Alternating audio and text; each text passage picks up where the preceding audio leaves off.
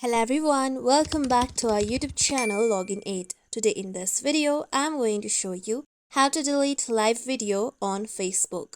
If you have went live on your Facebook and uploaded it on your Facebook, then you can easily delete your live video. For this, you need to open your Facebook application on your mobile phone. Now here you'll be taken to your home page. Now tap on your profile present on the top right corner. After this, tap on your profile name. Now here you'll be taken to your Facebook's profile. Now here you can scroll down and look for the live video that you had posted on your Facebook. Then you'll be able to see three dots present on the top. Tap on the three dots. After this, tap on Move to Bin option. Now tap on Move option.